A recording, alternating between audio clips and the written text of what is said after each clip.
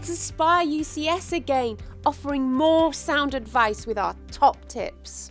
Now let's chat about how and why it's important to use the patient demographic page to enter the correct patient details. Always get into the habit of ending the current examination prior to starting a new scan. Now there may be a dedicated end examination button to do this, or there may be an option on the new patient data screen if it's a touch screen.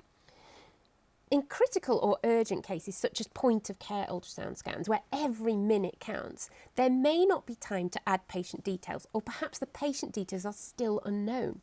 The good news is that most modern ultrasound systems now allow you to store images under an emergency data or auto random number. This can be edited to the correct patient details after the scan episode is over or at a later date, once the patient is more stable, and the images can then be stored in the usual manner. To enter new patient details once the previous exam has been ended, find that new patient button on the system control panel.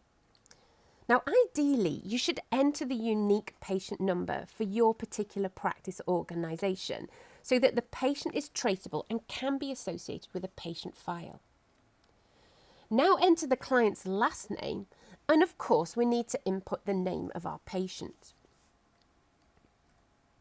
Use capital letters if you can, because this makes them stand out better on the screen when you're viewing it during scan mode. Now, once you've entered the correct patient details, you now need to register or press the OK option on the screen so that you can start the scan without losing that inputted information. Now, look at the top of the screen here. We can see our details. So why is it important? Why should you enter patient details? Well, entering patient details reduces the risk of adding a new patient's scan findings onto the end of an existing patient, which, as you can imagine, would cause confusion if a new patient's images are stored under the last patient, i.e. under the wrong name.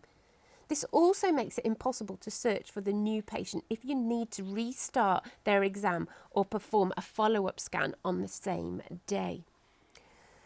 Unfortunately, too many vets and vet nurses don't feel this is necessary, or they are in the habit of not storing images to evidence their scan findings and therefore see no point in adding these details. Wrong! This is poor ultrasound practice. After all, you never know when you might need to rely on and review the information from any given scan episode.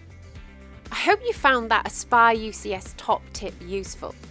Don't forget, we have lots more for you to check out on our YouTube channel. Now remember, if you want to become ultrasound empowered and turn your ultrasound service into an invaluable business asset, why not contact us by email at info@aspireucs.com or book a call via our website at www.aspireucs.com.